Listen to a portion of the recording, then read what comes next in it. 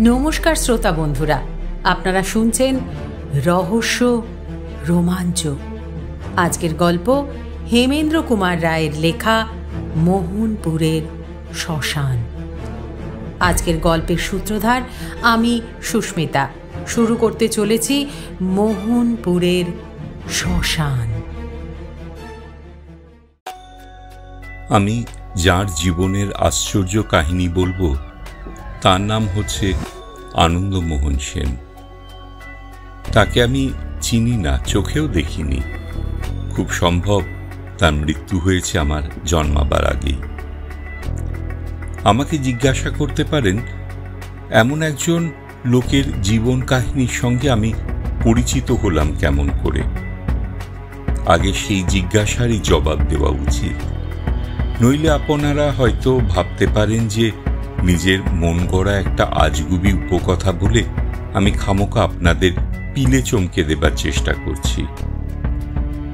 এই বিংশ শতাব্দীর বৈজ্ঞানিক জগতে আনন্দমোহনের গল্প যে বিশ্বাসযোগ্য হবে না, আমি অস্বীকার করি না এই কথা। কিন্তু যে কাহিনী আমি নিজে রচনা করিনি তা সত্য বা মিথ্যা বলে একতরফা ডিক্রি জারি করবারও অধিকার নেই আমার।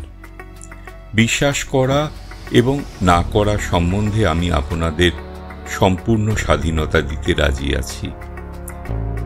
শঙ্কর বসু ছিলেন অধ্যাপক এবং আমার বন্ধু। এবারের পুজোর ছুটিটা তাঁর দেশের বাড়িতে কাটাবার জন্য আমাকে তিনি সঙ্গে নিয়ে গেলেন। তার দেশের বাড়ি ছিল বর্ধমানের দামোদর নদের ধারে। এর আগে আর কখনো এখানে আসিনি।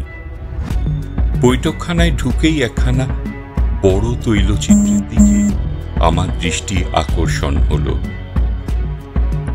চিত্রের বিষয়বস্তু এই: চারিদিকে অন্ধকার। একটি তরুণী, তার ঊর্ধ্বতৃত ডান হাতে সেকেলে লণ্ঠন। তরুণীর দেহের অন্যান্য অংশ অন্ধকারের ভিতর প্রায় মিলিয়ে গিয়েছে। কেবল ভালো করে দেখা যাচ্ছে তার মুখখানি, অপূর্ব ও জীবন্ত সৌন্দর্যে ভরা সেই মুখ। পটের একপাশে খানিক স্পষ্ট ও খানিক অস্পষ্টভাবে দেখা যাচ্ছে আরেক মূর্তি। সে যুবক এবং তার চোখে মুখে ফুটে উঠেছে বিষম বিস্ময় ও দারুণ আতঙ্ক। সুন্দরী লণ্ঠনের আলোতে যুবক বোধহয় এমন কোনো ভয়ঙ্কর দৃশ্য দেখতে পেয়েছে, মানুষের বুকের রক্ত যাতে জমে যায় বরফের মতন। অদ্ভুত বিষয়বস্তু।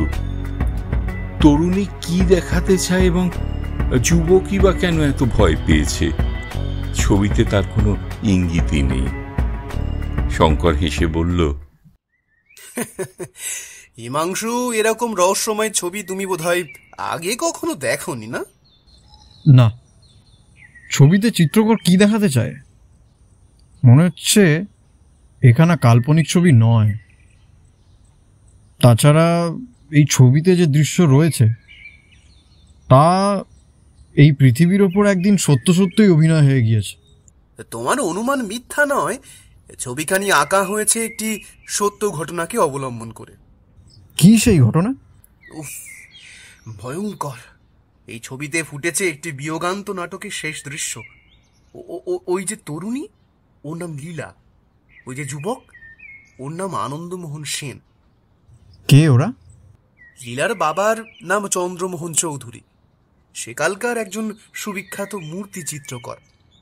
আনন্দমোহন ছিল তাঁরই কৃতি ছাত্র। এই ছবিখানা দেখলেই তার কল্যাণ নৈপুণ্যের পরিচয় পাবে, কারণ এখানা তারই আঁকা। এরা কেউই আজ বেঁচে নেই। আচ্ছা, তা গল্পটা কি শুনি? আমার বাবা আনন্দমোহনের নিজের মুখ থেকে গল্পটি শুনে আমাকে বলেছিলেন অনেক দিন আগে। বাবাকে আনন্দমোহন খুব ভালোবাসত, তাই মারা যাবার সময় ছবিখানা তাকে উপহার দিয়ে গিয়েছিল। আহা, কিন্তু গল্পটা কি? একটু ধৈর্য ধরো। এমন রোদে ধোয়া সকালে এরকম গল্প অস্বাভাবিক বলেই মনে হবে। অলৌকিক জমে নিরালা রাতের ছায়ায়। গল্পটি খালি ভয়ানক নয়, অলৌকিকও। শুনলেই বুঝবে। সেদিনের সন্ধ্যাটা ছিল বাস্তবিকই গল্প শোনার পক্ষে রীতিমতো উপযোগী। সন্ধ্যা নামার আগেই ঝমঝম করে বৃষ্টি নেমেছে। ঝোড়ো হাওয়ার উদ্দাম দীর্ঘশ্বাসে গাছে গাছে থেকে থেকে ফুটছে বেদনার ভাষা। মেঘে মেঘে আকাশ ঢাকা এবং পৃথিবী ঢাকা অন্ধকারের ঘেরাটোপে। মাঝে মাঝে অন্ধকারকে ধাক্কা মেরে মেঘের পর্দা ছিঁড়ে আকাশ থেকে পৃথিবীতে স্যাঁত করে নেমে আসছে বিদ্যুতের তীব্র শিখা, এবং ক্ষণিকের জন্য দেখা যাচ্ছে বিপুল দামোদরের উচ্ছ্বসিত তরঙ্গ ভঙ্গ। লম্বা চওড়া বারান্দা, একটা সেকেলে গোল মার্বেল টেবিলের ওপরে টিমটিম করে জ্বলছে হারিকেন ল্যাম্প। তার আলো বারান্দার অন্ধকারকে উদ্ভাসিত করে তুলেছিল মাত্র। স্পষ্ট করে কিছু দেখা যায় না, এবং অস্পষ্টতার মধ্যে পাওয়া যাচ্ছে বেশ একটি রহস্যের সম্ভাবনা। বাইরের দিকে মুখ করে এবং দেওয়ালের দিকে পিঠ রেখে দুখানা পুরাতন ইজি চেয়ারের ওপর চুপচাপ বসে আছে শঙ্কর এবং হিমাংশু। কোথাও নেই মানুষের কাজের বা কণ্ঠের সারা শব্দ। তারা উপভোগ করছিল এই বৃষ্টিধারা ধৌত নির্জনতা। বোধ করি বৃষ্টি ও ঝড়কে ফাঁকি দেবার জন্যই হঠাৎ একটা বাদুর ভেতরে এসে বারান্দার ছাদ ঘেঁষে দুই ডানা দিয়ে ঝট শব্দ তুলে উড়ে বেড়াতে লাগলো। হিমাংশু বলল, তাহলে সেই ভ্রম সংশোধনের জন্য বাদুর নিজেই এসে হাজির হয়েছে। রসিক বাদুরকে ধন্যবাদ। নাও এবার তাড়াতাড়ি গল্প শুরু করো দেখি। আজ থেকে অন্তত 70 বছর আগেকার কথা। সেই সময়ে ফটোগ্রাফ তোলবার কৌশল আবিষ্কৃত হয়েছে বটে, তবে বাংলাদেশে তার প্রভাব একরকম ছিল না বললেও চলে। কিন্তু মানুষের অহংজ্ঞান অল্প নয়। মৃত্যুর আগে সে ইহলোকে নিজের স্থায়ী চিহ্ন কিছু কিছু রেখে যেতে চায়, এবং ধনীদের ভিতরে এই স্বভাবের প্রকাশ পাওয়া যায় সবচেয়ে বেশি। বাংলাদেশের প্রাচীন ধনী পরিবারের বসত বাড়ির ভিতরে গেলেই দেখা যাবে দেওয়ালের চারিদিকে টাঙানো রয়েছে বড় বড় তৈলচিত্রের পর তৈলচিত্র। অধিকাংশই হচ্ছে পূর্বপুরুষদের ছবি। আজকের ধনী এবং নির্ধনরাও সাধারণত ফটোগ্রাফের সাহায্যে নিজেদের নশ্বর চেহারাটা পৃথিবীতে বাঁচিয়ে রেখে যাবার চেষ্টা করে, কিন্তু সেকালে ছিল কেবল তৈলচিত্রের চলন। ধনীরা নিজেদের নশ্বর দেহগুলোকে অবিনশ্বর করবার জন্য বড় বড় চিত্রকরকে আহ্বান করতেন। সেকালকার গরিব আর সাধারণ গৃহস্থরা ইচ্ছা থাকলেও এই বিলাসিতাকে প্রশ্রয় দিতে পারত না, কারণ তৈলচিত্র আঁকতে যত টাকা দরকার তত টাকা থাকতো না তাদের পকেটে বা ট্যাঁকে। চন্দ্রবাবু সেকালকার একজন নামজাদা মূর্তি চিত্রকর ছিলেন। শিল্পী সমাজে তার ছিল ওস্তাদ বলে খ্যাতি, এবং ধনী সমাজে তার ছিল অতিশয় সমাদর। নিজেদের খোলস অর্থাৎ বাইরের চেহারাটাকে অমর করবার প্রত্যাশায় সেকালকার অনেক রাজা মহারাজা এবং জমিদার আশ্রয় গ্রহণ করতেন সাগ্রহে। চন্দ্রবাবুর ছাত্রও ছিল কয়েকজন। অবসরকালে তিনি তাদের চিত্র সম্বন্ধে শিক্ষা দিতেন, এবং ছাত্রদের মধ্যে তার সবচেয়ে প্রিয় ছাত্র ছিল আনন্দমোহন। আনন্দ ছিল যাকে বলে অনাথ। তার বাড়ি ঘর আত্মীয় স্বজন কিছুই ছিল না, কিন্তু আনন্দের চিত্রাঙ্কন পটুতা ও মিষ্ট প্রকৃতি দেখে তার প্রতি আকৃষ্ট হয়েছিলেন চন্দ্রবাবু। তাকে তিনি নিজের সংসারে আশ্রয় দিয়েছিলেন বাড়ির ছেলের মতন, এবং চন্দ্রবাবুর পক্ষে আনন্দের মতো একজন বিশ্বস্ত লোকের আবশ্যক ছিল অত্যন্ত। চন্দ্রবাবু ছিলেন চিরকুমার। নিজের আর্ট নিয়ে সর্বদাই এমন মত্ত হয়ে থাকতেন যে প্রৌঢ় বয়স পর্যন্ত তার স্মরণ পথে উদিত হয়নি। তার স্মরণ পথে উদিত হয়নি যে মনুষ্য সমাজে বিবাহ বলে কোনো আনুষ্ঠানিক কিছুর অস্তিত্ব রয়েছে। তার পরলোকগত কনিষ্ঠ ভ্রাতার একটি মেয়ে ছিল, তার নাম লীলা। গৃহস্থলীর সমস্ত কর্তব্য সেই পালন করত, আর গৃহস্থলীর বাইরেকার যা কিছু কাজ তার ভার ছিল আনন্দের উপরে। এই দুজনের হাতে সমস্ত ছেড়ে দিয়ে চন্দ্রবাবু নিশ্চিন্ত হয়ে করতেন কলালক্ষ্মীর সেবা। কলিকাতার হট্টগোল চন্দ্রবাবুর মোটেই ভালো লাগত না, অথচ তার পক্ষে কলকাতার সঙ্গে সম্পর্ক না রাখলেই নয়। তাই তিনি বাস করতেন শহরতলির এমন এক জায়গায় যেখানে শহরের কাছাকাছি থেকেও উপভোগ করা যায় পল্লী প্রকৃতির নির্জনতা। হিমাংশু, মনে রেখো, এ হচ্ছে 70 বছর আগেকার কথা। তখন এই কলকাতা শহরেও ছিল না ইলেকট্রিক, মোটর বাস এবং অন্যান্য আধুনিক যুগের লক্ষণ। অনেক রাস্তায় থাকতো মিট্রিটে তেলের আলো, এবং অনেক রাস্তার দুধারে থাকতো নালা বা খোলা ড্রেন। খোলার ঘর এবং বস্তি দেখা যেত তখন কলকাতার যেখানে সেখানে। আজ কলকাতায় তুমি সরকারি বাগান ছাড়া ছোট বা বড় মাঠ প্রায় খুঁজেই পাবে না, কিন্তু তখনকার দিনে কলকাতার বহু স্থানে এত মাঠ ময়দান ও ছোটখাটো জঙ্গলের মতন জায়গা ছিল যে সেখানে গেলে শহরে বসেই দেখতে পাওয়া যেত পল্লীগ্রামের আংশিক ছবি। সে সময় শহরের অবস্থায় যখন ছিল এইরকম, তখন শহরতলি ছিল যে পল্লীগ্রামেরই মতোই, এটুকু নিশ্চয়ই আন্দাজ করা তোমার পক্ষে কঠিন হবে না। তখন টালিগঞ্জ প্রভৃতি স্থানে গেলে মনে হতো অরণ্যে এসেছি। এমনি এক জায়গাতেই ছিল চন্দ্রবাবুর বসত বাড়ি এবং তার চিত্রশালা ছিল সেখান থেকে খানিক দূরে কলকাতার প্রান্ত সীমায়। আসল গল্প শুরু করবার আগে এখানে আরেকটি কথা বলে রাখি। লীলার বয়স হয়েছিল 16-17। তখনকার দিনে এত বয়সের কুমারী কন্যার সংখ্যা ছিল খুবই অল্প, কিন্তু চন্দ্রবাবু ছিলেন ইংরেজি মেজাজের লোক। ব্রাহ্ম বা খ্রিস্টান না হলেও বিশ্বাস করতেন যে অল্প বয়সে মেয়ের বিয়ে দেওয়া উচিত নয়। কেবল পরমা সুন্দরী বললেও লীলার রূপের কথা ঠিকমতো বোঝানো যায় না। সে ছিল অদ্ভুত রূপসী, রং গড়ন মুখ চোখ ছিল এমন ধারা যে খুঁজলেও তার জোড়া মিলত না। তার উপরে লীলার প্রকৃতিও ছিল অতি মধুর, অতি নম্র। সুতরাং এমন একটি মেয়ের দিকে যে আনন্দ হবে আকৃষ্ট, এ হচ্ছে খুবই সহজ কথা। মনে মনে সে অদূর ভবিষ্যতে লীলাকে নিজের সহধর্মিণী রূপে কল্পনা করত। লীলাও বোধহয় এইটুকু বুঝতে পারত, যদিও আনন্দ কোনোদিনই মুখে প্রকাশ করেনি, আপন মনের কথা মনেই রেখেছিল। আনন্দ ও লীলা ছিল এক জাতেরই লোক, তবু আপাতত লীলার সঙ্গে যে তার বিবাহ প্রসঙ্গ, ওটাও অসম্ভব। এ সত্য আনন্দের অজানা ছিল না। সে হচ্ছে অনাথ, পরের আশ্রয়ে বাস করে। সে লীলাকে বিয়ে করতে চাইলে চন্দ্রবাবু খাপ্পা হয়ে উঠবেন, নয় হেসেই উড়িয়ে দেবেন। অমন অদ্ভুত প্রস্তাব। অতএব নিজেকে যথাসম্ভব তাড়াতাড়ি তৈরি করে তুলবার চেষ্টা করছিল আনন্দ। চন্দ্রবাবু নিজেই মত প্রকাশ করেছেন তার শিক্ষা প্রায় সম্পূর্ণ হয়ে এসেছে। অল্পদিনের মধ্যেই স্বাধীনভাবেই সে চিত্র ব্যবসায় অবলম্বন করতে পারবে। স্বাধীন হওয়ার অর্থই হচ্ছে অর্থ উপার্জন করবার ক্ষমতা। ধনী সমাজে আনন্দের যদি পসার হয়, তাহলে তার হাতে লীলাকে সমর্পণ করতে চন্দ্রবাবু নিশ্চয়ই আপত্তি করবেন না। আনন্দ দিনের পর দিন গুনছিল সেই আশাতেই। তখন সন্ধ্যা হয়। অন্যান্য ছাত্ররা বিদায় নিয়েছে। চিত্রশালার মধ্যে কাজ করছে আনন্দ একাকী। একখানি বড় ঘর দোতলার উপরে। এখানে সেখানে দেয়ালের উপরে রয়েছে অনেকগুলো ছোট বড় সম্পূর্ণ বা অসম্পূর্ণ ছবি, সবই তৈলচিত্র। তখনকার দিনে শিক্ষিত বাঙালি চিত্রকররা সাধারণত জলীয় রং বা ওয়াটার কালার ব্যবহার করতেন না। জলীয় রং ব্যবহার করত যারা, শিক্ষিতরা অবজ্ঞা করে তাদের ডাকতেন পটুয়া বলে। বাংলাদেশের আধুনিক শিক্ষিত সমাজে জলীয় রঙের প্রাধান্য স্থাপন করেন সর্বপ্রথম শিল্পাচার্য অবনীন্দ্রনাথ। তাড়াতাড়ি স্বাধীন হবার জন্য আনন্দমোহন পরিশ্রম করত প্রায় দিবারাত্র ব্যাপী। অন্যান্য ছাত্ররা ছুটি নিয়ে চলে গেলে তারপরেও সে অনেকক্ষণ ধরে চিত্রশালায় রং আর তুলি নিয়ে নিযুক্ত থাকত। কোনো খেয়ালি ক্রেতার পরমাসে সে আঁকছিল একখানা অদ্ভুত ছবি, নরকের দৃশ্য। যমদূতেরা জনৈক পাপীকে ধরে অগ্নিকুণ্ডের মধ্যে নিক্ষেপ করতে উদ্যত হয়েছে। পাপীর মূর্তি প্রায় সম্পূর্ণ হয়ে এসেছে, কিন্তু আনন্দ বিপদে পড়েছে যমদূতগুলোকে নিয়ে। জ্যান্ত মানুষের সঙ্গে যমদূতের পরিচয় হয় না। আনন্দ কখনো দেখেনি যমদূত। তাদের চেহারা যে ঠিক কিরকম হওয়া উচিত আনন্দ কিছুতেই তার ধারণায় আনতে পারছে না।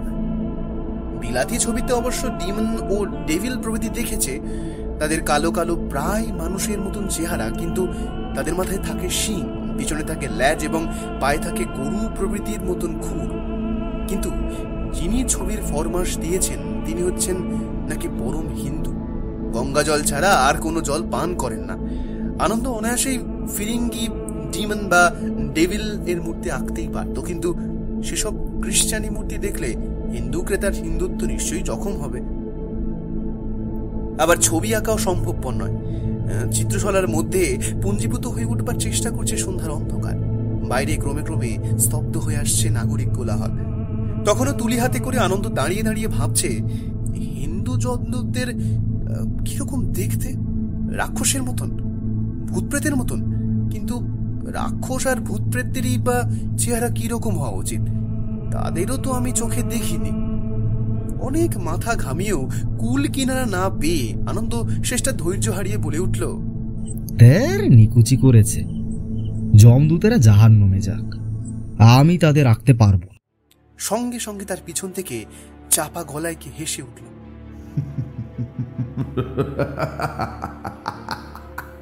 সচমুখে আনন্দ ফিরে দেখলে ঠিক তার পিছনে দাঁড়িয়ে রয়েছে একটা অপরিচিত মূর্তি।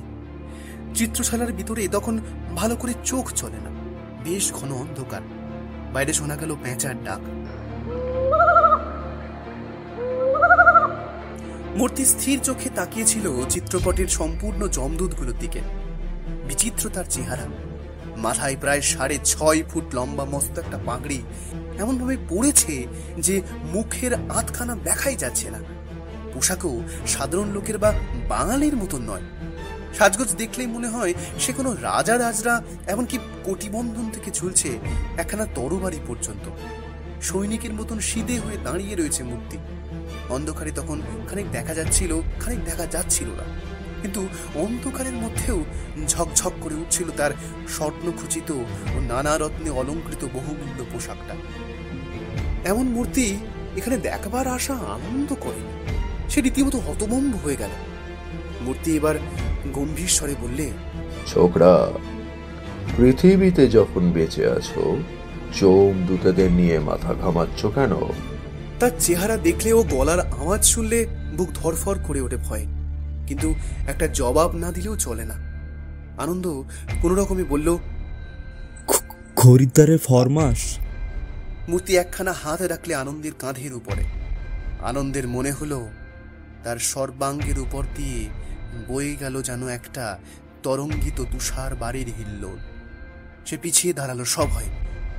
মূর্তি বললে, খরিদ্দারের ফরমাসও আর কোনোদিন যমদূতদের দেখবার চেষ্টা করো না। আনন্দ ভয়ে ভয়ে বললে, চন্দ্রবাবুর সাথে আপনার কি দরকার আছে? অনুগ্রহ করে ওই আসনে বসুন। চন্দ্রমোহন চৌধুরী কোথায়? আজ্ঞে, তিনি তো কাজে বেরিয়ে গেছেন, ফিরতে রাত হবে বোধহয়। চন্দ্রমোহন চৌধুরীকে বলো আমি মহানপুরের মহারাজ মহেন্দ্র নারায়ণ আসছে কাল সন্ধ্যায় ঠিক 8টার সময় আমি আবার তার সঙ্গে দেখা করতে আসব, সে যেন এখানে হাজির থাকে। মূর্তি হঠাৎ ফিরে দাঁড়ালো, তারপর সোজা বেরিয়ে গেল নিঃশব্দ পদসঞ্চারে। ঘরের আবহ এতক্ষণ যেন তুষার শীতল হয়েছিল। মূর্তি অদৃশ্য হওয়ার সঙ্গে সঙ্গেই আবার ঘরের মধ্যে জেগে উঠল গ্রীষ্মের উত্তাপ। আনন্দের কেমন যেন কৌতূহল হলো। চিত্রশালা থেকে বেরিয়ে মূর্তি কোন দিকে যায় দেখবার জন্য। ওই জানলাটার তলাতেই আছে চিত্রশালা থেকে বেরিয়ে যাবার একমাত্র দরজা। সে তাড়াতাড়ি জানলার কাছে দাঁড়ালো।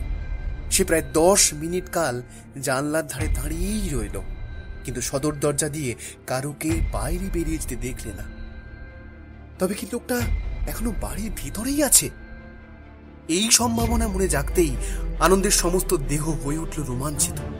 কি এক অজানা ভয়ে সে তাড়াতাড়ি উপরের ঘর থেকে বেরিয়ে একতলায় নেমে গেল, কিন্তু কোথাও কারুকে দেখতে পেল না।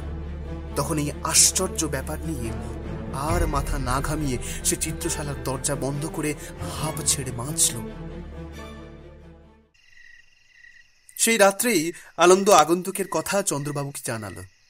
চন্দ্রবাবু একটু বিস্মিত হয়ে বললেন, মোহনপুরের মহারাজা মহেন্দ্র নারায়ণ? কখনো তার নাম পর্যন্ত শুনিনি। কি জান তিনি?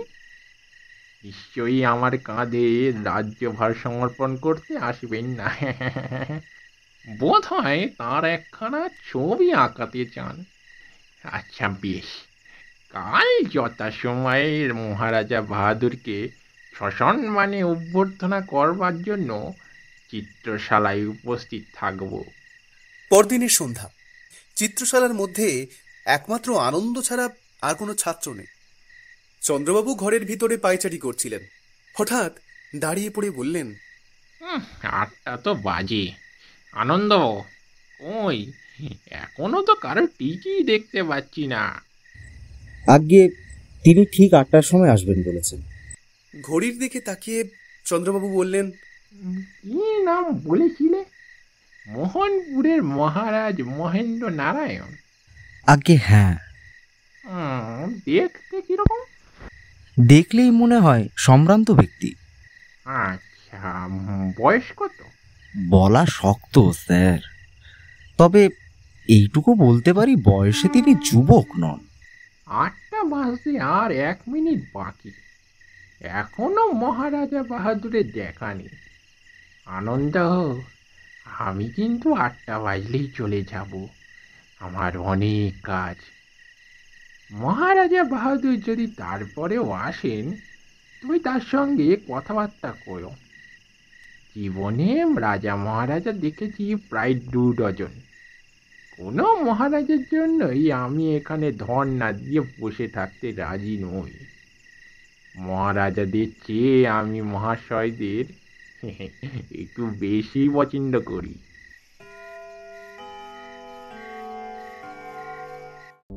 ঘড়িতে ঢং ঢং করে 8টা বাজলো।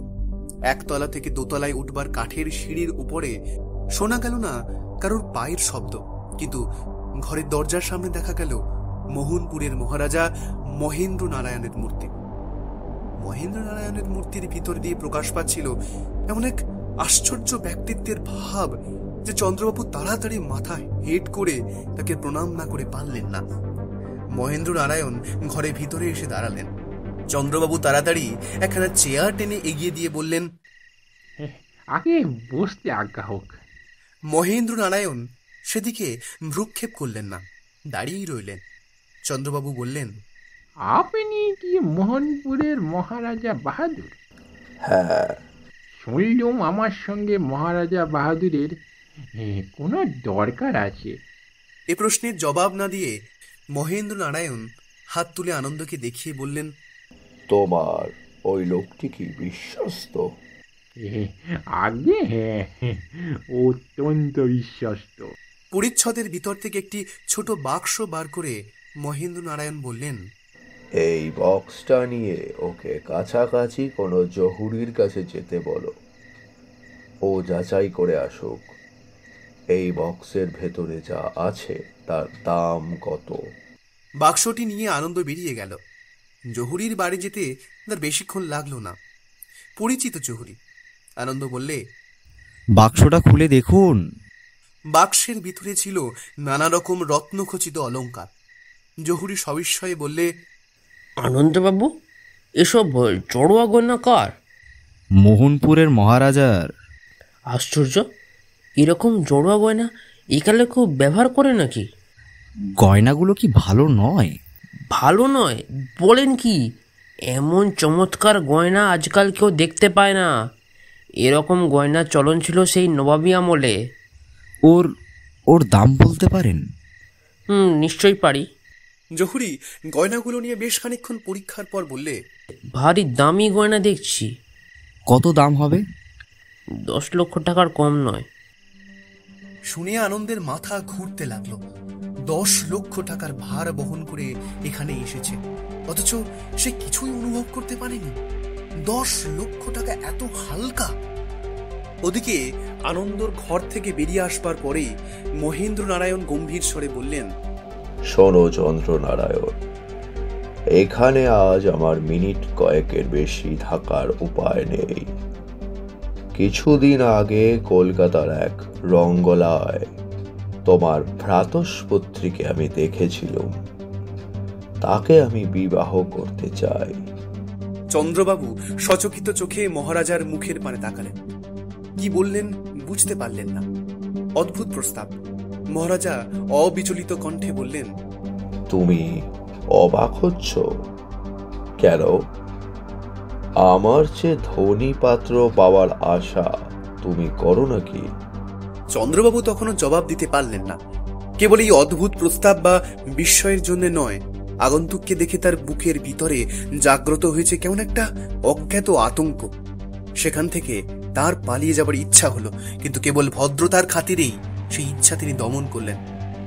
অনেক কষ্টে শেষটা তিনি বললেন, মহারাজা বাহাদুর, আপনার প্রস্তাব শুনে নিজেকে ভাগ্যবান মনে করছি, কিন্তু লীলা বালিকা নয়।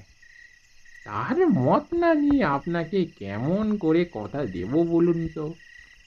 মহারাজা উত্তর দিলেন, চন্দ্রমোহন, আমাকে ছলনা করবার চেষ্টা করো না। আমি জানি তুমি লীলার একমাত্র অভিভাবক। তোমার অনুরোধ কিছুতেই সে অমান্য করবে না। মহারাজা সামনের দিকে 2 পা এগিয়ে এলেন। চন্দ্রবাবু পিছিয়ে গেলেন। তার ভয় আরো বেড়ে উঠল। এই অদ্ভুত মূর্তির কাছে একলা থাকাও যেন বিপজ্জনক। তিনি মনে মনে প্রার্থনা করলেন, হে ভগবান, আনন্দকে অবিলম্বে আমার কাছে পাঠিয়ে দাও। মহারাজা অধীর কণ্ঠে বললেন, বলো, তোমার মত কি? চন্দ্রবাবু আমতা আমতা করে বললেন, আগে কিন্তু মহারাজ, আপনার জাতিটা। বাধা দিয়ে মহারাজ বললেন, হ্যাঁ, আমার জাতি। তুমি কি জানো না, রাজা রাজরারা সব জাতেই বিবাহ করতে পারে? কিন্তু না, আর কোনো কিন্তু নয়। শোনো, সেই ছোকরা বক্স নিয়ে ফিরে এলেই শুনবে তার ভেতরে আছে লক্ষ লক্ষ টাকার জড়োয়ার গয়না। এই গয়না সব লীলাই পাবে। তার ওপরে যৌতুক স্বরূপ আমি দেব আরো 10 লক্ষ টাকা। এর পরেও তোমার আপত্তি আছে? মহারাজা নিষ্পলক নেত্রে চন্দ্রবাবুর মুখের দিকে তাকালেন। চন্দ্রবাবুর মনে হলো সে জ্বলন্ত দৃষ্টি যেন তার সমস্ত ইচ্ছা শক্তি হরণ করে নিচ্ছে। তার মুখ দিয়ে যেন ইচ্ছার বিরুদ্ধেও বেরিয়ে গেল, আমার কোনো আপত্তিই নেই। এই সময়ে গয়নার বাক্স নিয়ে ফিরে এলো আনন্দ। তাকে দেখে চন্দ্রবাবু যেন মনের ভিতরে খানিকটা জোর পেলেন। ভাবলেন, আর একটু আগে ছোকরা যদি আসতো তাহলে আমি কথা দিতুম না। আনন্দ বললে, জহুরি বললে বাক্সের ভেতর নাকি 10 লক্ষ টাকার গয়না আছে। মহারাজা বললেন, শুনলে? চন্দ্রবাবু নিজের মনকে এই ভেবে প্রবোধ দিতে চাইলেন, মহারাজা দেখতেও সুপুরুষ নন, বয়সেও নবীন নন, কিন্তু লীলা হবে মহারানী, আর সম্পত্তিও পাবে 20 লক্ষ টাকার। তার পক্ষে যেটা কল্পনাতীত। সুতরাং এমন বিবাহের সম্মতি দিলে আমার পক্ষে বিশেষ অন্যায় হবে না। প্রকাশ্যে বললেন, কিন্তু মহারাজ, আমার একটি আর্জি আছে। বলো। বিবাহের আগে লীলার সঙ্গে আপনার পরিচয় করা উচিত। আজ আর সময় নেই। কাল ঠিক সন্ধ্যা 8টার সময় তোমার বাড়িতে আমি যাব। আমার ঠিকানা জানেন আপনি? জানি। গয়নার বাক্সটা তোমার কাছেই রেখে গেলুম। একটা রসিদ দিন। চলে যেতে যেতে মহারাজ বললেন, কোনো দরকার নেই। আমাকে ঠকাতে পারে এমন কোনো মানুষকে আমি জানি না। চন্দ্রবাবুর মনে হলো ঘরের ভিতর থেকে বেরিয়ে গেল যেন এক অপার্থিব ছায়া। আনন্দ নিজের সন্দেহ ভঞ্জনের জন্য আজও গিয়ে দাঁড়ালো জানলার ধারে। আজও মহারাজা বাহাদুরকে সদর দরজা দিয়ে বাইরে বেরুতে দেখলে না। ব্যাপারটা বড়ই আশ্চর্য, বড়ই অদ্ভুত, বড়ই ভয়াবহ। কিন্তু মুখে সে কিছুই প্রকাশ করলে না। আর এসব কথা নিয়ে আলোচনা করার মতন মনের অবস্থাও ছিল না তার। সে বুঝলে তার সুখের মেঘে আগুন লাগতে আর দেরি নেই। যাকে কেন্দ্র করে তার ভবিষ্যতের সমস্ত আশা আকাঙ্ক্ষা বিকশিত হয়ে উঠেছিল, এইবার সেই দেবীকে বিসর্জন দিতে হবে অশ্রু জলে। তবু সে স্বার্থপর হতে চায় না। লীলা যদি সুখী হয়, হোক সে মোহনপুরের মহারানী। পরের দিন সন্ধ্যা 8টার কিছু আগে চন্দ্রবাবু অতিথি সৎকারের জন্য আহার্যের আয়োজন করেছিলেন প্রচুর। ডিমের পরোটা, লুচি, পোলাও, মাংস, 3 রকম মাছ, 3 রকম নিরামিষ তরকারি, রুই মাছের ডিমের চাটনি, ইলিশ মাছের ডিম ভাজা, সন্দেশ, রসগোল্লা, দই, রাবড়ি ও ছানার পায়েস প্রভৃতি। লীলা নিজের হাতে সারাদিন ধরে এইসব রেঁধেছে, যদিও এখন সে জানে না যে অতিথি আসছেন, তার সঙ্গে তার ভবিষ্যতের সম্পর্ক কি। আনন্দ তার কাছে কোনো কথা ভাঙেনি। নিজের দুঃখ সে পুষে রেখেছে নিজের মনের ভিতরে। বোধহয় তার মুখেও মনের ছায়া পড়েছিল কিছু কিছু। কারণ লীলা মাঝে মাঝে প্রশ্ন করছে, কি আনন্দবাবু, আপনার মুখ আজ এরম শুকনো দেখাচ্ছে কেন? আনন্দ সহাস্যে লীলার প্রশ্ন উড়িয়ে দিয়েছে এই বলে, শরীরটা আজ তেমন।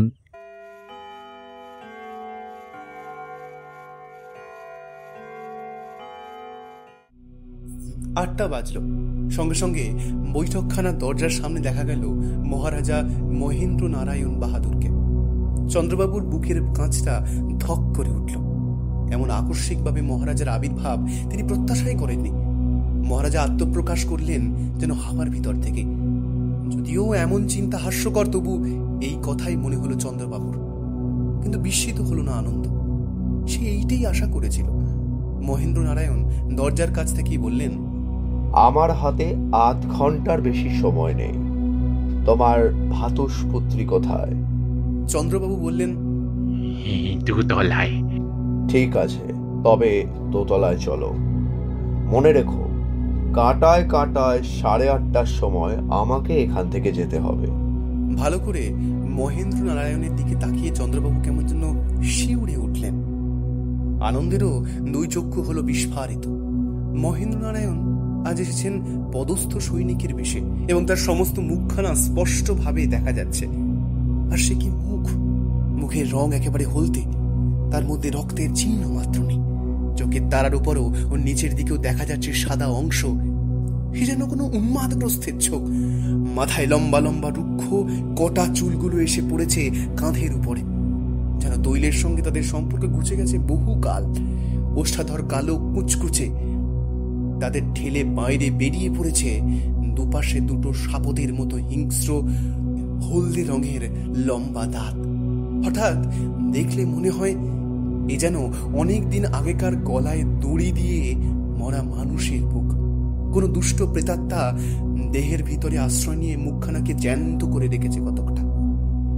মনের ভাব প্রাণপণে গোপন করে চন্দ্রবাবু বললেন, বেশ, আসুন মহারাজ বাহাদুর, আমরা দোতলাতেই যাই। সশব্দে ভারী ভারী পা ফেলে মহেন্দ্র নারায়ণ সিঁড়ি দিয়ে উপরে উঠতে লাগলেন, ঠিক যন্ত্রচালিত কোনো মূর্তির মতো, কিংবা যেন কোনো পুতুলবাজির পুতুলকে চালনা করছে অদৃশ্য রজ্জুর সাহায্যে। উপরের ঘরে বসেছিল লীলা। মহেন্দ্র নারায়ণকে দেখে সে চমকে আড়ষ্ট হয়ে রইল কাঠের মতন। চন্দ্রবাবু বললেন, মা লীলা, ইনি হচ্ছেন মোহনপুরের মহারাজা বাহাদুর। লীলা নিজেকে সামলে নিয়ে তাড়াতাড়ি দাঁড়িয়ে উঠে 2 হাত জড়ো করে প্রণাম করলেন। মহেন্দ্র নারায়ণ প্রায় আধ মিনিট ধরে লীলার দিকে তাকিয়ে স্তব্ধ হয়ে দাঁড়িয়ে রইলেন। তারপর হঠাৎ ফিরে পাশের দিকে তাকিয়ে বললেন, চন্দ্রমোহন, একবার ওই ঘরে আমার সঙ্গে এসো। যাচ্ছি মহারাজ বাহাদুর, আপনার যখন সময় নেই তখন তাড়াতাড়ি খাওয়ার ব্যবস্থাটা করেই যাই। মহেন্দ্র নারায়ণ অত্যন্ত বিস্মিত স্বরে বললেন, খাবার? সামান্য বা অসামান্য কোনো খাদ্যই আমি এখন গ্রহণ করতে পারবো না। সে কি, লীলা এত কষ্ট করে রেঁধেছে? আহ, বাজে সময় নষ্ট করো না, পাশের ঘরে চলো। অগত্যা আর বাক্য ব্যয় না করে মহেন্দ্র নারায়ণকে নিয়ে চন্দ্রবাবু পাশের ঘরে গিয়ে ঢুকলেন। বললেন, এখন কি আদেশ বলুন? এই নাও 10 লক্ষ টাকার নোট। লীলাকে আমি সঙ্গে নিয়ে মোহনপুরে ফিরে যেতে চাই। বিবাহ না করেই? আমাদের বংশের নিয়ম, পাত্র রাজধানীতে নিয়ে গিয়ে পাত্রীকে বিবাহ করবে। মহারাজ, রাজ্যের কথা আমি জানি না, কিন্তু এদেশেও নিয়ম অচল। মহারাজ সিধে হয়ে দাঁড়ালেন। মাথায় তিনি যেন উঁচু হয়ে উঠলেন আরো 1 ফুট। দীপ্ত চোখে চন্দ্রবাবুর দিকে তাকিয়ে গম্ভীর স্বরে গম্ভীরতর করে বললেন, চন্দ্রমোহন, আমাকে তোমাদের দেশের নিয়ম মেনে চলতে হবে নাকি? লীলাকে আমার হাতে সমর্পণ করবে বলে তুমি কথা দিয়েছ, নিজের কথা রাখতে তুমি বাধ্য। কাল আমার সঙ্গে মোহনপুর যেতে হবে, বুঝলে? বুঝলে? কি হলো, বুঝলে? সেই দীপ্ত দৃষ্টির মধ্যে ছিল কোন জাদু। আবার চন্দ্রবাবুর মনে হলো যেন তার সমস্ত ইচ্ছা শক্তি যেন বিলুপ্ত হয়ে গেল। সামনের মূর্তি যেন প্রভু, তিনি যেন গোলাম। মাথা নত করে বললেন, জি আজ্ঞে, তাই হবে। কাল সকাল 10টার সময় সিপাহীদের সঙ্গে ভুলি আসবে। লীলা যেন প্রস্তুত থাকে, তার সঙ্গে আর কেউ যেতে পারবে না। এই আমার আদেশ। তুমি কথা দিয়েছ, এই আদেশ অমান্য করে নিজের বিপদকে ডেকে এনো না। মহারাজ হঠাৎ ঘর ছেড়ে বাইরে এবং তারপর বেরিয়ে গেলেন বাড়ির ভিতর থেকে। চন্দ্রবাবু আচ্ছন্নের মতো দাঁড়িয়ে রইলেন। লীলা ও আনন্দ সেই ঘরের মধ্যে এসে ঢুকল। লীলা সভয়ে বললে, উফ, মহারাজের কি ভয়ঙ্কর চেহারা। চন্দ্রবাবু যেন স্বপ্নাবিষ্টের মতন বললেন, ভয়ঙ্কর চেহারা? লীলা শিউরে উঠে বলল, মা গো, তুমি কি লক্ষ্য করে দেখোনি মহারাজা যতক্ষণ এখানে ছিলেন একবারও তার চোখের পাতা পড়েনি, ঠিক যেন মরা মানুষের চোখ। আনন্দ বললে, আমি আরেকটা ব্যাপার লক্ষ্য করেছি। এই যেমন ধরুন, শ্বাস প্রশ্বাসের জন্য জ্যান্ত মানুষের বুক ওঠে আর নামে, কিন্তু মহারাজের বুক ছিল একেবারে স্থির, ঠিক যেন মরা মানুষের বুক। তোমরা ভুল দেখেছ। মরা মানুষ কখনো চলে ফেরে, কথা কয়? হ্যাঁ, সে কথা সত্যি, কিন্তু আমি যদি একটা রাজ্যও পাই, তাহলেও তোমার মহারাজা বাহাদুরকে আমি আর চোখে দেখতে রাজি হব না বাবা। আমি বললেও রাজি হবি না? তুমি বললে সব পারি। পারিস তো? হ্যাঁ জ্যাঠামশাই। তাহলে শুনে রাখ, ওই মহারাজ বাহাদুরের সঙ্গে তোর বিয়ে হবে, আমি কথা দিয়েছি। লীলা দারুণ বিস্ময়ে চমকে উঠল। চন্দ্রবাবু আবার বললেন, কাল সকালে 10টার সময় তোকে মোহনপুরে নিয়ে যাওয়ার জন্য মহারাজের লোকজন আসবে। সঙ্গে আমরা কেউ থাকবো না, তোর বিয়ে হবে মোহনপুরেই। তার মনে হলো কেউ যেন জোর করে তাকে বাধ্য করলে এই কথাগুলো উচ্চারণ করতে। লীলা চেয়ে রইল বিস্ফারিত চোখে। চন্দ্রবাবু আবার বললেন, মহারাজ বাহাদুর তোর জন্য 20 লক্ষ টাকার সম্পত্তি আমার হাতে দিয়ে গেছেন। লীলা কিছু বললে না, কেবল মাথা করলে নত। লীলা মোহনপুরে চলে গিয়েছে। তার অভাবে সমস্ত বাড়িখানা ঠেকছে ফাঁকা ফাঁকা। চন্দ্রবাবুর আর কিছু ভালো লাগে না, নিজেকে তার অপরাধী বলে মনে হয়। একজন অজানা, কেবল অজানা নয়, প্রাচীন বয়সে এবং ভয়াবহ রূপে কুৎসিত বিদেশির হাতে টাকার লোভে এমন করে লীলাকে সমর্পণ করা তার পক্ষে উচিত হয়নি, কিছুতেই না। না জানি তিনি লীলার চোখে হীন হয়ে পড়েছেন কতখানি, কিন্তু লীলা তো কিছুই জানে না, তার কোনো উপায় ছিল না। মহেন্দ্র নারায়ণ নিশ্চয়ই মায়াবী। সে যখনই এসেছে তখনই কি মন্ত্রগুণী তাকে বশ করে ফেলেছে। তার সামনে তিনি হারিয়ে ফেলতেন নিজের সমস্ত নিজস্ব। তার হাতে তিনি লীলাকে তুলে দিয়েছেন নিজের সম্পূর্ণ অজ্ঞাত সারে। লীলার সঙ্গে দেখা হলে এই সত্যটা তাকে বুঝিয়ে দিতে হবে। আনন্দও যেন কেমন মনমরা হয়ে আছে, সে কথা বলাই বাহুল্য। চন্দ্রবাবুর বাড়িতে সে খুব অল্পক্ষণই থাকে। চিত্রশালায় গিয়ে দিনের অধিকাংশ সময় সে কাজকর্মের মধ্যে ডুবে থেকে ভুলবার চেষ্টা করে লীলার অভাব। 3 দিনের কাজ সে শেষ করে ফেলে একদিনে। প্রায় 1 মাস কেটে গেল, লীলার কোনো খবর নেই। একদিন আনন্দকে ডেকে চন্দ্রবাবু বললেন, হ্যাঁ, ব্যাপারটা বড় ভালো বুঝছি না। কি ব্যাপার? যাওয়ার সময় লীলা বলে গিয়েছিল নিয়মিতভাবে চিঠিপত্র লিখবে, কিন্তু 1 মাসেও তার একখানা চিঠিও এলো না। এ কারণ কি? হয়তো তার অসুখ করেছে। আমারও সেই ভাবনা হচ্ছে। তাহলে এখন কি করা উচিত বল দেখি? আপনি বরং একবার নিজে গিয়ে মোহনপুরে গিয়ে দেখে আসুন না। হ্যাঁ, মহারাজ যদি অসন্তুষ্ট হন? কেন? দেখ, আমি গরিব, তুচ্ছ পটু, সকলের সামনে আমাকে শ্বশুর বলে মানতে যদি তার বাঁধে। তবু আপনার যাওয়া উচিত। এ কথা ঠিক, লীলার প্রতিও তো আমার কর্তব্য আছে। আচ্ছা, বেশ আনন্দ। কালকেই আমি মোহনপুরে যাত্রা করব। কলকাতা থেকে মোহনপুর হচ্ছে প্রায় 200 মাইল। মোহনপুর হচ্ছে একটি ছোটখাটো শহর। প্রধান রাজপথটি মাঝারি আকারের, সোজা চলে গিয়েছে, শেষ হয়েছে রাজবাড়ির ফটকের সামনে। ফটকের মুখে বন্দুক ঘাড়ে করে পাহারা দিচ্ছে সুসজ্জিত সিপাহী। প্রকাণ্ড প্রাসাদ, মাঝখানে মস্ত গম্বুজ। চন্দ্রবাবু সিপাহীর কাছে গিয়ে জিজ্ঞাসা করলেন, আগে মহারাজ বাহাদুরের সঙ্গে দেখা হবে? ম্যানেজার বাবুকে জিজ্ঞাসা করুন। তিনি কোথায়? এই দিকেই আসছেন। একটি প্রৌঢ় ভদ্রলোক রাজবাড়ির ভিতর থেকে বেরিয়ে আসছিলেন। চন্দ্রবাবু তাকে নমস্কার করলেন। ম্যানেজার বললেন, মহাশয়ের কি চাই? একবার মহারাজ বাহাদুরের দর্শন প্রার্থনা করি। আপনি কোথা থেকে আসছেন? আগে কলিকাতা থেকে। আপনি মহারাজ বাহাদুরকে চেনেন? কিছু কিছু চিনি। কি সূত্রে তার সঙ্গে আপনার পরিচয়? চন্দ্রবাবু ভেবেছিলেন মহারাজার সঙ্গে তারা আসল সম্পর্কের কথা বাইরের কারুর কাছে ভাঙবেন না, কিন্তু এখন তাকে বাধ্য হয়ে বলতে হলো, মহারাজ বাহাদুরের সঙ্গে আমার ভ্রাতৃপুত্রীর বিবাহ হয়েছে।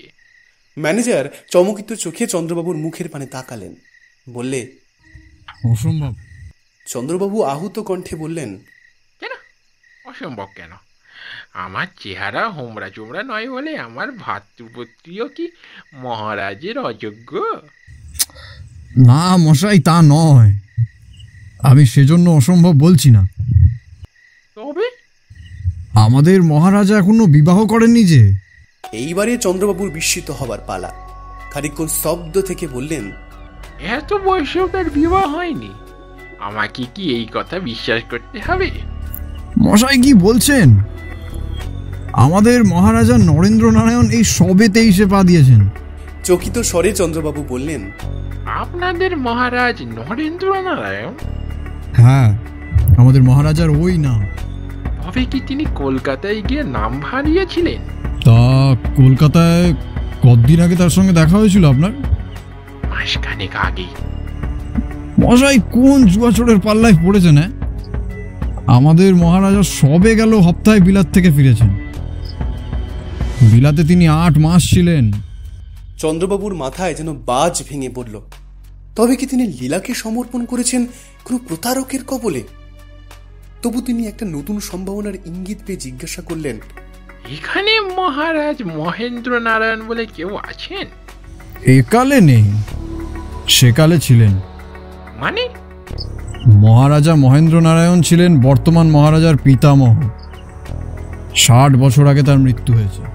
চন্দ্রবাবু সেইখানে দাঁড়িয়ে রইলেন মন্ত্রাচ্ছন্ন স্তম্ভিতের মতন। তারপর তার মাথার ভিতর দিয়ে খেলে গেল আর এক ভয়াবহ সম্ভাবনার বিদ্যুৎ। তাড়াতাড়ি তিনি বললেন, মহেন্দ্র নারায়ণের কোনো প্রতিকৃতি আছে? হ্যাঁ হ্যাঁ। আপনি কি সন্দেহ ভঞ্জন করতে চান? বেশ, আসুন।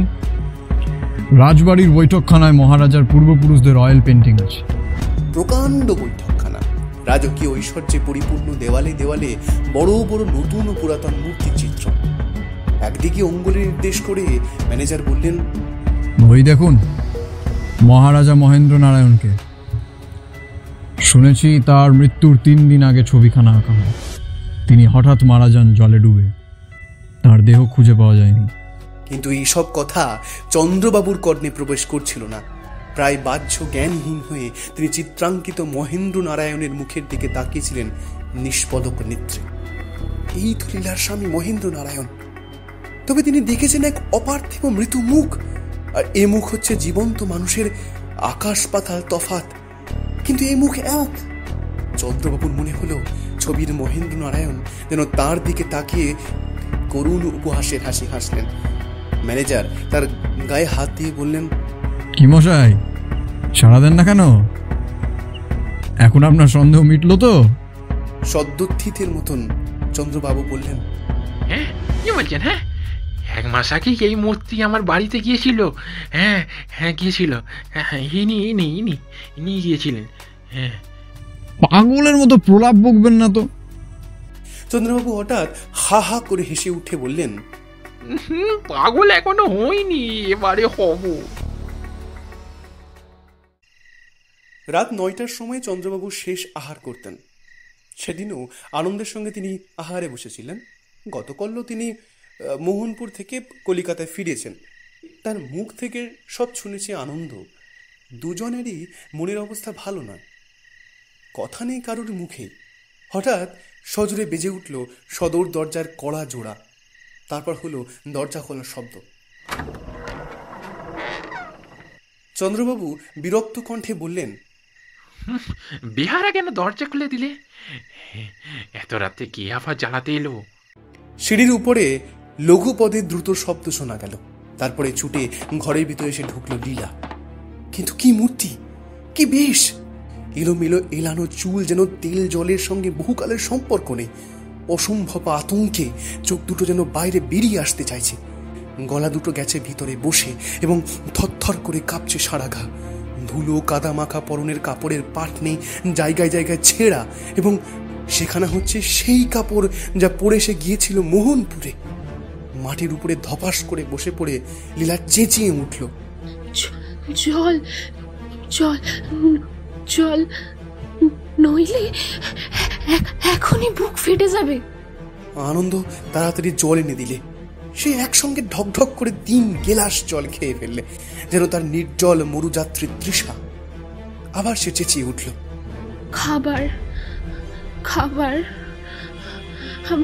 আমায় একটু খাবার দেবে, নইলে নইলে আমি আমি এখনই মারা যাব। চন্দ্রবাবু নিজের খাবারের পাত্রগুলো তখনই তার দিকে ঠেলে দিলেন। সে 2 হাতে গোগ্রাসে খাবারগুলো মুখে তুলে খেয়ে ফেললে, কিন্তু মিটল না তার দারুণ ক্ষুধা। নিজেই হুমড়ে খেয়ে আনন্দের খাবারের পাত্রগুলো টেনে নিয়ে আবার 2 হাতে খেতে আরম্ভ করলে, যেন তার দুর্ভিক্ষের ক্ষুধা।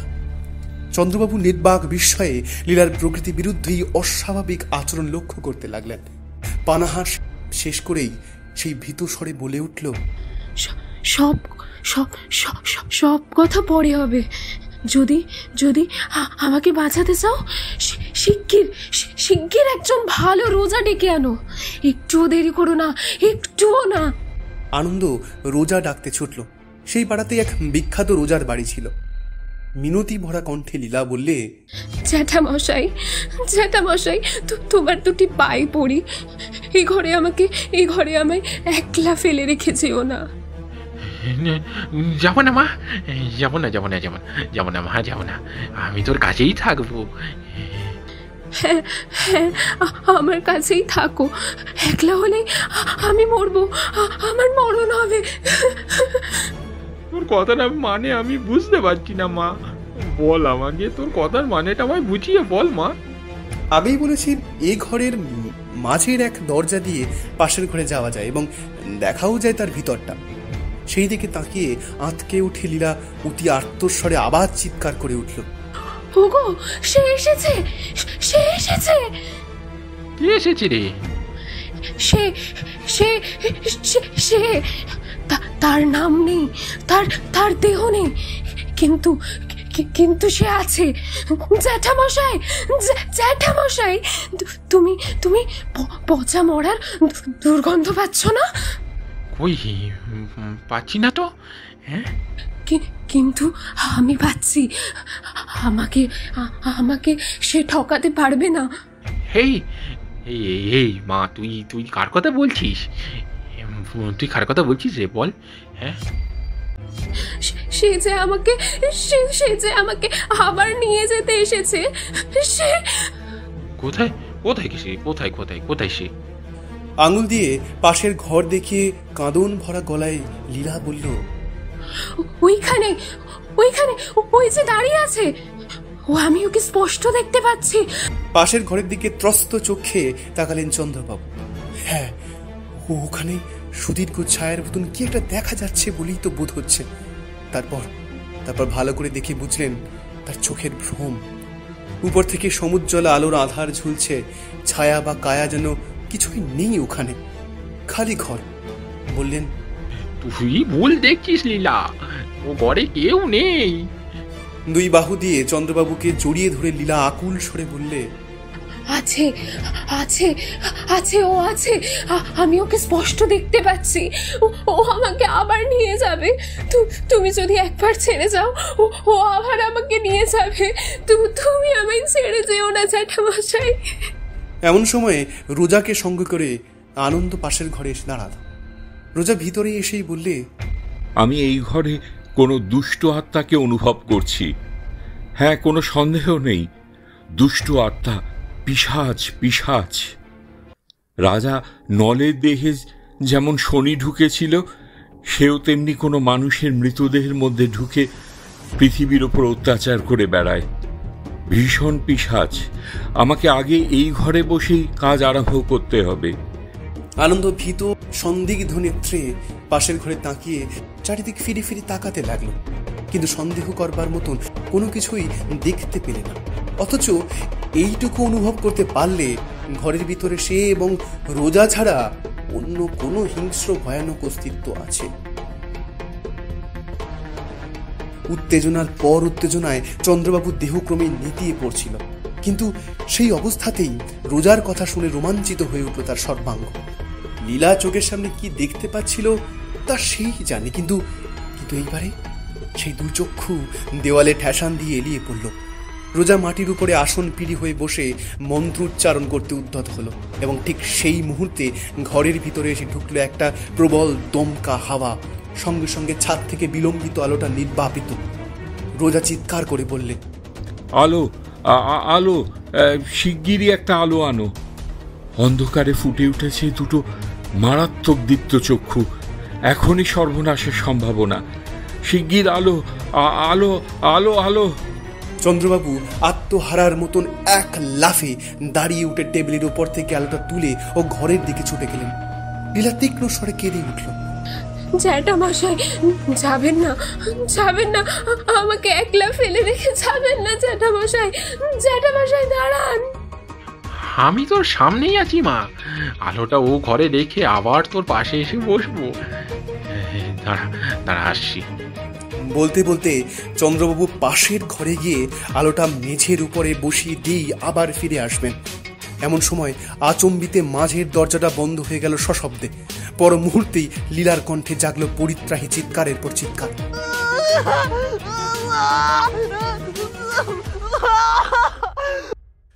চন্দ্রবাবু পাগলের মতন দরজার উপরে ঝাঁপিয়ে পড়লেন। আনন্দ রোজা যোগ দিলে তার সঙ্গে। ঘরের মধ্যে লীলার বিষম চিৎকার ও ব্যাকুল ক্রন্দন আরো বেড়ে উঠল, কিন্তু তিনজনের সমবেত শক্তিও দরজার পাল্লা দুখানাকে এক চুল ফাঁক করতে পারলে না। তারপরেই একেবারে স্তব্ধ হয়ে গেল লীলার কণ্ঠস্বর ও ঘরের বারান্দার দিকের একটা দরজা খোলার শব্দ হল, এবং তারপরেই অকস্মাৎ খুলে গেল মাঝের ঘরের বন্ধ দরজাটা। যারা প্রাণপণে দরজা ঠেলছিল তারা সকলের টাল সামলাতে না পারে খোলা দরজার ভিতর দিয়ে ও ঘরের মেঝের উপর পড়ে গেল হুমড়ি খেয়ে। আলো এনে দেখা গেল ঘরের মধ্যে কেউ নেই। আনন্দ বারান্দায় যাবার খোলা দরজা দিয়ে ছুটে গেল বাইরে। সেদিন উঠেছিল প্রতিপদের চাঁদ, চারিদিক করছে ধপধপ। বারান্দার তলাতেই একটি ছোট রাস্তা, তারপরেই একটা পুষ্করিণী এবং তার ভাঙা ঘাট। সেই ভাঙা ঘাটের সামনে পুষ্করিণীর খানিকটা জল ঘুরছিল চক্রের পর চক্র দিয়ে, যেন এইমাত্র সেইখানে কোনো ভারী জিনিস পড়েছে কিংবা কেউ ঝাঁপ খেয়ে অতলে তলিয়ে গিয়েছে। তারপর কেটে গিয়েছে 12 বৎসর, অর্থাৎ 1 যুগ। দেবতারা নাকি অমর, তাদের কথা বলতে পারি না, কিন্তু মানুষের পৃথিবীতে 1 যুগ বড় অল্পকালের কথা নয়। এ দেখো না, ধরতে গেলে 12 বৎসরের মধ্যেই সমস্ত পৃথিবীতে রক্তসাগরের ঢেউ খেলার জন্য ধূমকেতুর মতন হিটলারের আবির্ভাব অন্তর্ধান। 12 বৎসর পরে লীলাকে না ভুললেও তার অভাব আনন্দকে আর তেমনভাবে আঘাত দেয় না। চন্দ্রবাবু পরলোকে, নিজের সম্পত্তি তিনি দান করে গিয়েছেন আনন্দকে, এবং আনন্দও এখন একজন ভারত বিখ্যাত চিত্রকর। তার খ্যাতি হয়তো চন্দ্রবাবুর চেয়েও বেশি। সেদিন আনন্দ চিত্রশালায় বসে নিজের মনে কাজ করছে। এমন সময় একটি ভদ্রলোক এসে উপস্থিত। আনন্দ মুখ তুলে তার দিকে তাকিয়ে রইল জিজ্ঞাসার দিকে। আগন্তুক বললেন, আমি মোহনপুরের মহারাজা নরেন্দ্র নারায়ণের প্রাইভেট সেক্রেটারি। মোহনপুর? স্মৃতি বিনার একটি পুরাতন তার নতুন করে বেজে উঠল অনেক দিন পরে। বাইরে কোনো রকম চাঞ্চল্য প্রকাশ না করে আনন্দ জিজ্ঞাসা করল, আমার কাছে কি দরকার? মহারাজা বাহাদুরের একখানা তৈলচিত্র আঁকবার জন্য আপনি মোহনপুর একবার যেতে পারবেন? পারিশ্রমিক যা চাইবেন পাবেন। আনন্দ সম্মতি জানালে। কবে যেতে পারেন? আগামী রবিবার। যথা সময়ে আনন্দ মোহনপুরে গিয়ে হাজির হলো। বৈঠকখানায় বসেছিল মহারাজা বাহাদুর, অতি সদালাপী লোক। তার সঙ্গে কথা কইতে কইতে হঠাৎ আনন্দের দৃষ্টি পড়ল মহেন্দ্র নারায়ণের প্রকাণ্ড তৈলচিত্রের উপরে। মহারাজের কি একটা প্রশ্নের জবাব দিতে দিতে সে একেবারে থেমে গেল। বিস্ফারিত নেত্রে আড়ষ্ট হয়ে তাকিয়ে রইল ছবিখানার দিকে। তার মনে হলো ছবির মুখ যেন তাকে দেখে নির্দয় ব্যঙ্গ ভরা হাসি হাসছে। মহারাজা বিস্মিত হয়ে বললেন, মনে হচ্ছে আমার পিতামহের ছবি দেখে আপনি ভয় পেয়েছেন। কেন বলুন দেখি? আনন্দ তাড়াতাড়ি নিজেকে সামলে নিলে। সন্ধ্যার পর বেরিয়ে আনন্দ বাসার দিকে ফিরে আসছে। মোহনপুর এবং তার আশেপাশে দেখবার কিছু নেই, এই বন, মাঠ আর নদী ছাড়া। তখন চাঁদ উঠেছিল, খণ্ড চাঁদ। অন্ধকার একটুখানি পাতলা হয়েছিল বটে, কিন্তু ভালো করে নজর চলে না। তার উপরে আনন্দ যেখান দিয়ে আসছিল সেখানে পথের দুই ধারে দাঁড়িয়ে দাঁড়িয়ে বড় বড় গাছের পর গাছ সৃষ্টি করেছে অন্ধকারা অন্ধকার। তফাতে দেখা যাচ্ছে একটা আলো। খানিক এগিয়ে আনন্দ দেখলে আলো হাতে করে দাঁড়িয়ে আছে একটা মূর্তি। আরো এগিয়ে বুঝলে মূর্তিটা স্ত্রী লোকের। কাছে এসে দেখলে লীলার মূর্তি। নিজের চোখকে আনন্দ বিশ্বাস করতে পারলে না। চমৎকৃত হয়ে দাঁড়িয়ে রইল, দুই চক্ষু বিস্ফারিত। লীলা নীরবে হাসলে অতি মৃদু করুণ হাসি। আনন্দ বললে, লীলা। ওষ্ঠা ধরে তর্জনী রেখে লীলা কথা কইতে মানা করলে আনন্দকে। তারপর ইশারা করে বললে আনন্দকে তার সঙ্গে সঙ্গে যেতে। তারপর সে অগ্রসর হলো। লীলার পিছনে পিছনে যেতে যেতে তার হাতের লণ্ঠনের আলোতে আনন্দ এটাও লক্ষ্য করলে আজও সে পড়ে আছে সেই কাপড়খানায়, যা পরে যাত্রা করেছিল মোহনপুরের দিকে। মন এত নিস্তব্ধ যে একটা ঝিঁঝি পোকাও ডাকছে না, গাছের একটা পাতার শব্দও হচ্ছে না। মরে গিয়েছে পৃথিবী। এটা যেন ইহলোক নয়, পরলোক। বন শেষ, নদীর ধার, কিন্তু জল কলরোল শোনা যায় না। মরা চাঁদের আলো, বাতাসের দম বন্ধ কখানা পুরনো বাড়ির খানিকটা ভেঙে পড়েছে, খানিকটা দাঁড়িয়ে আছে। লীলা তার ভিতরে গিয়ে ঢুকলো। একখানা মস্ত ঘর, তারই মধ্যে গিয়ে দাঁড়ালো লীলা এবং আনন্দ। ঘরের মাঝখানে রয়েছে প্রকাণ্ড পালঙ্ক, চারিধার তার মশারি দিয়ে ঘেরা। মৌন মুখে ধীর পদে এগিয়ে গিয়ে লীলা মশারির কাপড় টেনে তুললে। খাটের উপরে একেবারে সিধে হয়ে বসে আছে মোহনপুরের মহারাজা মহেন্দ্র নারায়ণের বিভীষণ মূর্তি। বিকট চিৎকার করে আনন্দ মূর্ছিত হয়ে পড়ল। পরদিন প্রভাতে নদীর ধারে মোহনপুরের শ্মশানে আনন্দকে পাওয়া গেল। তখনও তার মূর্ছা ভাঙেনি। তার কাছে ছিল একটা সেকেলে লণ্ঠন। এতক্ষণ আপনারা শুনছিলেন হেমেন্দ্র কুমার রায়ের লেখা মোহনপুরের শ্মশান। আজকের গল্প পাঠে ছিলেন ন্যারেশন রোজা এবং রাজার চরিত্রে শুভজিৎ মজুমদার, শঙ্কর চরিত্রে অচ্যুত, হিমাংশু ও ম্যানেজার চরিত্রে সম্বিত, আনন্দ চরিত্রে রাহুল, মহেন্দ্র কুমার চরিত্রে সম্রাট, চন্দ্রমোহন চরিত্রে তুহিন, লীলার চরিত্রে অস্মিতা এবং আগন্তুক ও সিপাহী চরিত্রে দেবদীপ। আবহ সঙ্গীত ও পোস্টার ডিজাইনে দেবদীপ। এরকম গল্প আরও শুনতে হলে অবশ্যই সাবস্ক্রাইব করবেন আমাদের চ্যানেল রহস্য রোমাঞ্চকে। ভালো থাকবেন, সুস্থ থাকবেন এবং শুনতে থাকবেন রহস্য রোমাঞ্চ।